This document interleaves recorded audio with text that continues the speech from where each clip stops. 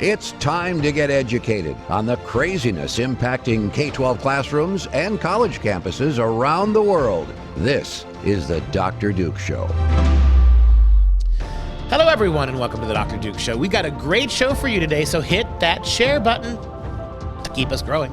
Today's show is sponsored by Mike Lindell and our good friends at MyPillow. This week, MyPillow is offering their 6-piece towel set in 7 different colors for just $40. That strikes me as a very good deal. It's a 63% saving you get when you use the code Dr. Duke, D-R-D-U-K-E. Every penny you spend there, part of that comes back to us. So please patronize them to keep us rolling. We start again, if it's not Virginia, it's California. It's California. We start in California, where a 9-year-old boy was forced to sit outside the school for hours at a time because he was deemed, quote, a clear and present danger, unquote, to faculty and students simply for refusing to wear a mask. So apparently it becomes an adventure movie, an action picture. Clear and present danger. I expect Matt Damon to come scrolling across the screen for not wearing your mask. Maybe John, what's the name of some of those action figures?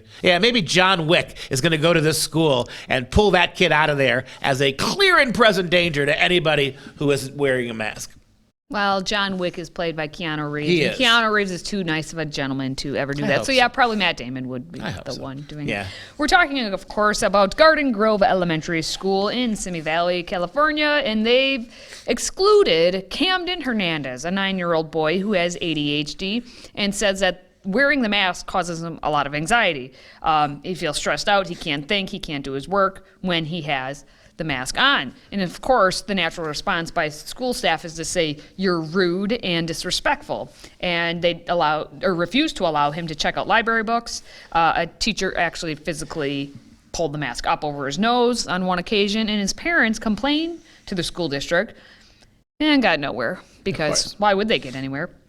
And so he returned to campus in early January, and he decided, probably in consultation with his parents, to not wear the mask. And then that's when he got forced to sit on the playground field alone to do his schoolwork alone.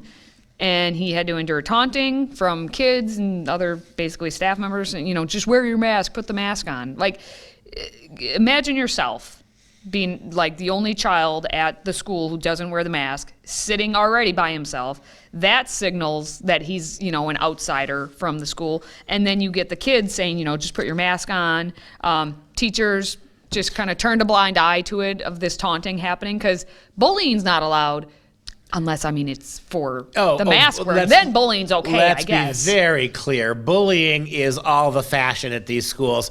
When it's not school kids bullying politically incorrect students like Camden, it is teachers bullying kids generally. And this isn't just Camden against the school. According to Camden's dad, Tim Hernandez, and a doctor's note reviewed by Red State, Camden was diagnosed with ADHD in 2018, so this is not made up. The doctor recommended that the family pursue an IEP, a special kind of learning plan for Camden, one that would take into account his difficulty wearing the mask. But Hernandez said Camden's teachers at the time worked with them to ensure Camden's education needs were still met, and, quote, even when he has been on medication and trying different doses, they have always been in contact with me and supportive, helping me any way they can, except when it comes to not wearing the mask. That's when the bullies draw the line. So here's the thing. You just kind of mentioned a little bit of it. They said to get him an IEP, an individualized education plan, or a 504 plan. So there's 2 different plans. Anyone who's taking college classes for education program, if you're just what we call standard teacher, we get 1 course on learning about what 504s and IEPs are. If you're in special education, you go deep into that. But for our purposes as just teachers in training, we just learned the difference between the 2. And what Hernandez, we don't know the backstory on that. What they should have done is gotten that on paper, because you cannot trust these school systems, even though at the time, maybe, they're going to be okay and we'll do everything we can to follow the legalities of it, but they don't have anything in writing. The IEP, the 504 are legal documents. They would have to actually follow them, especially the 504, which comes from the Office of Civil Rights. I mean, you would need to follow that, and there's no age limit on a 504 plan. So it would say that, hey, because he's got ADHD, if he's in the classroom, he does not have to wear a mask because it says it in his 504 plan. He cannot learn, as he stated, but they don't want to listen to him. He's a kid. So they needed to do that, and in this instance, they did not, unfortunately. Yeah, and in spite of this, in spite of all of that, a teacher was sent into Camden's schoolroom to attempt to persuade him to wear the mask, told Hernandez that when she asked him why he wouldn't wear it, quote, his response was that he's got ADHD. He's stressed out with the mask on. He can't think, he can't do work, which brings us to Friday, January 7th, 2022. On that day, Hernandez says, Camden's teacher gave him 1 minute to comply with the mask ordinance, or she would call the principal. When he didn't meet the demands, the principal came over and physically blocked him from entering the classroom, moving side to side to stop him from getting in. And after keeping him outside, the parents were called to come get him. The next week, on Monday, January 10th, Camden went to school without a mask, and at 9:08 a.m. and at 9:30 a.m. Sent his mother emails begging to come get him because he had been locked out of the building. California. Education, that's what they're calling it. Now, if you take a look at it, if that's not a plea for help, please pick me up in all caps. And if when I get that day sometime, and if my child says, please pick me up, something had to have gone wrong. And the thing is, again, Camden was doing this since end of last year and then into this year, and he's trying to find different ways so that he can learn. He's trying to talk to them. The parents are trying to talk to them. And the school's just apparently blocking the doors now by the principal to even get into the room. That's the state that they're in right now in California because it's draconian, and that's the way they like it. It's odd. I mean, because the school began to feel heat from parents about this.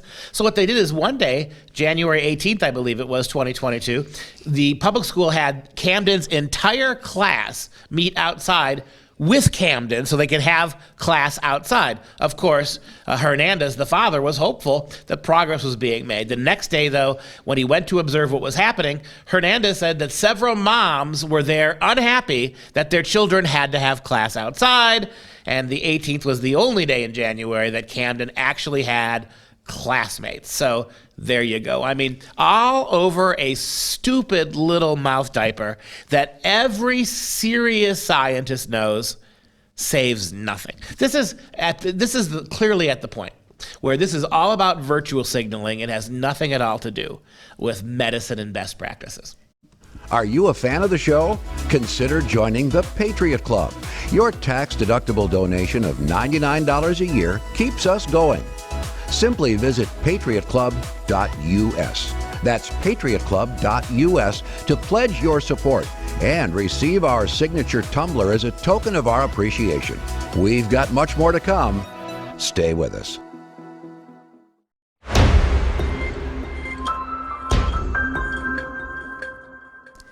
I think the Hernandez family needs to get in touch with the Lucas family over there in Fairfax County because Carrie Lucas is a one mom who's standing up to Fairfax County, Virginia. So from California back to Virginia. Yep, Fairfax County. She's had enough, Carrie Lucas has, with these mask mandates, and she's decided to speak up at the latest school board meeting. And she demonstrated just how hypocritical this entire thing is.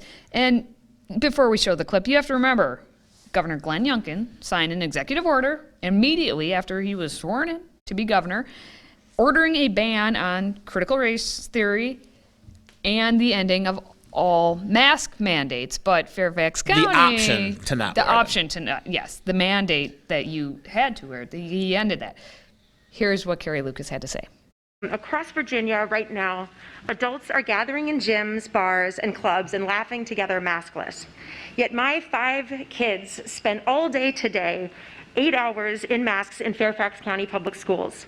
My first grader has never been inside his school without a mask. He's never had a chance to smile at his friends or hear his teacher's unmuffled voice, and it is outrageous and ridiculous. Today we know that the risks of Omicron for children are minimal. Public health officials know that the masks that you require do not work against this variant and have called them useless facial decorations. Of course, parents have different assessments about these risks. That's fine. Some worry about viruses more than they do the mental health damage that these masks are doing to our kids. And Governor Youngkin respects that. He respects parents' rights to make choices for our children. He gave parents like me the right to mask out of your forced masking. Why then, when I went to my friendly local elementary school to exercise that right, did some poor, kind woman have to tell me that my kids were suspended? I know she didn't want to do that. I know that most of the teachers know this is lunacy and cruel to kids. Why are you putting them in this position? Fairfax spends $15,000 about a kid per each year. You've gotten hundreds of millions of dollars in the emergency funds, and Virginia still has $3 billion in unspent school relief funds. Instead of that money going to you, so you can initiate lawsuits and hire security guards and press aides to keep tax-paying citizens from seeing what's happening in the schools, it's time you allowed that money to follow each child. Parents should be given control of that per pupil spending so that we can find educators who respect us and so that we don't have to come here begging to you to have some decision making. This week is known as National School Choice Week, and it's time for Virginia to give parents like me the ability to just leave this school system that very clearly doesn't want us anyway. That was brilliant. The one thing I would say to Mrs. Lucas, and she's a warrior. She has this huge voice, wonderful video she has berating the school about the pornography in the kids' classrooms. Just a great warrior. I would say to her, you don't need the state's permission to get out. You don't need their money and you don't need their permission. You could do that now if you wanted to, but I take your broader point. It's well made. And you know, the thing that's so galling about the progressive left when it comes to the schools, these school boards, is when the law is when the law backs what they do, then the governor's word is law. Even though, you know, all Northam did was he's not a doctor. He didn't have, in Virginia, you don't have the ability as a governor to have 2 years of emergency powers. You just don't have that right. But Governor Northam took it anyway. So when Governor Northam, the Democrat, was saying, hey, we want you to wear masks, you better wear masks, masks are the law, even though it wasn't the law, schools fell right in line because that's what they wanted. Now you've got a governor who says the exact opposite, and the law is on his side. He's not using his emergency powers. He's letting people choose for themselves, and you go into immediate social disobedience mood, and you're taking it out on those kids. It is ridiculous what you're doing, and I hope that the next election cycle removes every single one of you idiot Virginia school board members and replace them with people who know how to do their jobs.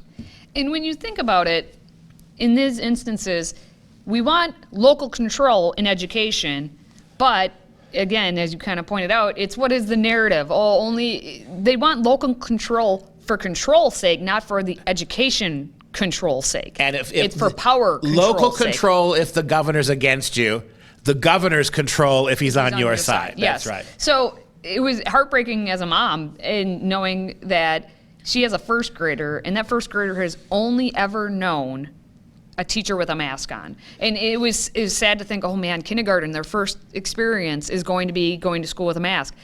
And then the second year of the kindergarten, the only experience they have is going to school with masks. So now they're in first grade. This is their reality of education. And I know it in terms of what they're being educated on is far more detrimental, but to know that they're getting all the sex talk and all the just critical race theory and just everything they're not really meant to do in school. And on top of that, they've only ever had their faces covered. It's sad and depressing, and we are going to know far sooner than this, but we are going to know obviously in one generation how bad what has happened these past 2 years is going to have on the rest of this country. And you heard, she's exactly right. Virginia spends over $15,000 to educate every single kid. They have a $3 billion war chest of unspent federal money for COVID relief. That's not counting the billions and billions they did spend on it. This system, this corrupt system, is completely flush with money. Our money, your money, taxpayer money. They're up to their necks in all the money they could ever want. And yet, not only will they listen to the governor and allow a mom to send her kids to school without the mask, take the risk upon herself, we aren't even beginning to talk about what Katie just pointed out. Once you get the mask situation solved, then you got real educational issues to deal. All of this stuff is coming between the real educational project going on in this country. We spend as much or more than any country in the world on our kids' education, and our kids come out graduating knowing less and less and less. We can't even talk about that reality. The public school teachers are incapable of teaching our kids subjects. They can't and won't do it. That's what it boils down to. We're so deeply bogged down by transgender this and mask wearing that. With all that money that keeps coming to you and these teachers, this is the biggest con in American history. Today's show is sponsored by Clean Start Hand Sanitizer. For an odor-free foam hand sanitizer that lasts 2 hours and provides 19 refills, visit freedomproject.com/clean. That's KLEEN to order yours today.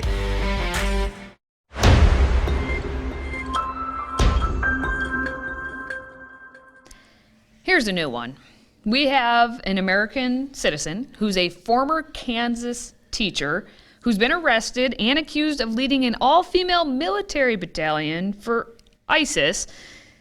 And that's what the Department of Justice just revealed. And that's okay. So here she is, Allison Fluke Ekron, we'll say. She's 42 years old. She was apprehended in Syria and then transferred into the custody of the FBI. According to the DOJ, they said that Fluke Ekron has been involved with terrorism-related activities on behalf of ISIS from at least 2014. So that's a while.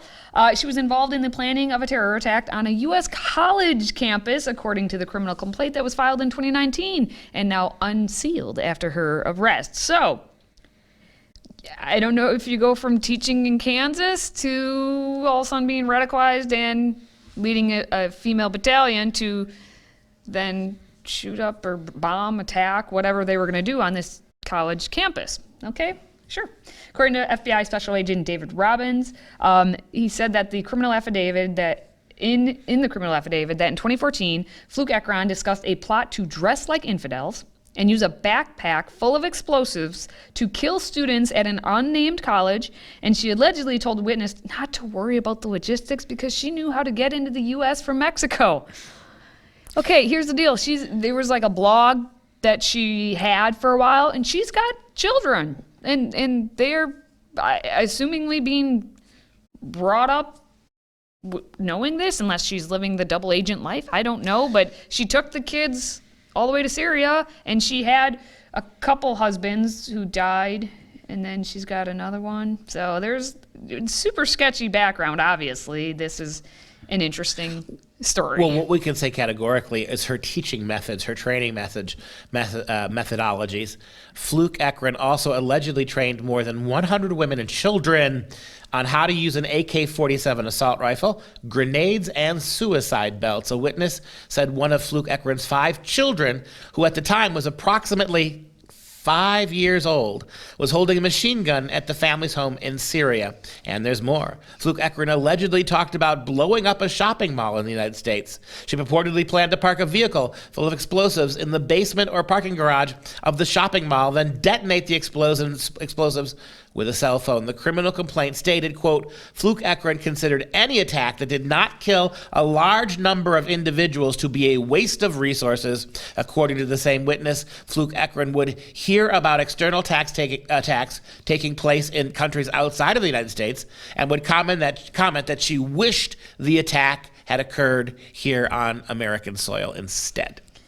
And you want to know just how radical she is? Well, apparently, when asked how radicalized Fluke Ekron was, according to one witness who interacted with her in Syria, she was off the charts with an 11 or 12 on a scale of 1 to 10, with 10 being extremely radicalized. You've been in a Department of Education. You had somebody like that sitting next to you in the burqa, a white woman wearing a burqa.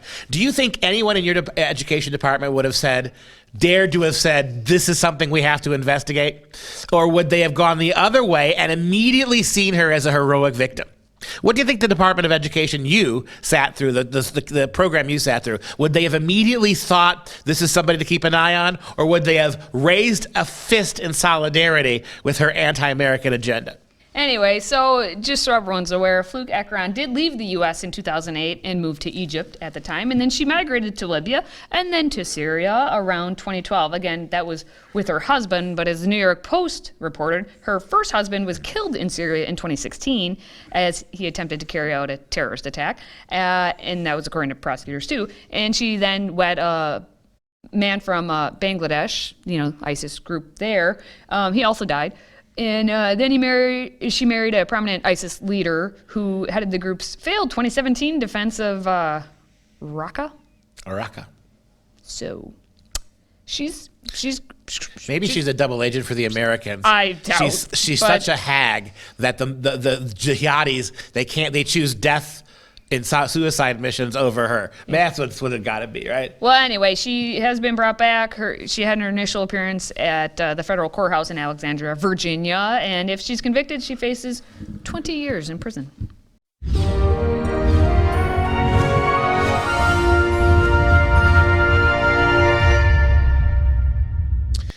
Time now for some real education. Holy sonnets are sonnets too. So we spent the first couple of days of the week looking at love sonnets. Those are the most famous sonnets, right? These wonderful sonnets that in 14 lines try to sum up the poet's romantic love for his or her love interest. But by the time you get to the late 1500s and the early 1600s, more and more sonnets were being written to God. As an intimate way of expressing one's love and appreciation for all that God has done. In particular are the sonnets of John Donne, who in 1 year after his death in 1633, these poems, called Holy Sonnets, were published. And they give us some of the best religious poetry and imagery about religious poetry that we've ever really seen. John Donne's Holy Sonnets, also known as Divine Meditations or Divine Sonnets, are a series of 19 poems by the English poet Donne. There he is. He was born in 1572, died in 1631. The sonnets were first published in 1633. 2 years after his death, not one, and they express Donne's love for God. Take Holy Sonnet 10, which is one of my favorites. This is about death. And if you go ahead and slip to the poem, Mike. You've all probably heard this famous opening line, "Death be not proud," right? So this is a love poem to God that really begins with death. And this is one of the beautiful things. The Renaissance spent a lot of time talking about love, but when you scratch the surface of that, the real enemy was time. Time which destroys youth, time which destroys love, time which leads all to death. The real problem that Renaissance poetry was dealing with when it was attempting to talk about love was the ability of time to unmake that. And when time goes by, death isn't far away. Take a look at this little poem. Death, be not proud, though some have called thee mighty and dreadful, for thou art not so. He denies the idea, John Donne, that Donne has any power at all. For those whom thou thinkest thou dost overthrow, those, death, that you think you kill, die not, nor yet canst you kill me. From rest and sleep, which are but pictures of death, much pleasure come then from thee, much more must flow. And soonest our best men with thee do go, rest for their bones and the soul's delivery. What is so frightening about death? The younger people go to death, the sooner they have rest and peace with God. And you go a little further. Donne writes, death, you are a slave to fate, to chance, to kings and desperate men. Any desperate suicide can usurp your power, death. He could end his life shorter than you would have. Kings can sentence men to die. Fate and chance. And you, death, doth with poison, war, and sickness dwell. And poppy or charms can make us sleep as well as you, and better than thy stroke. If all these things, death, are true, why are you so proud? Why swellest thou then? One short sleep past, we wake eternally, and death shall be no more.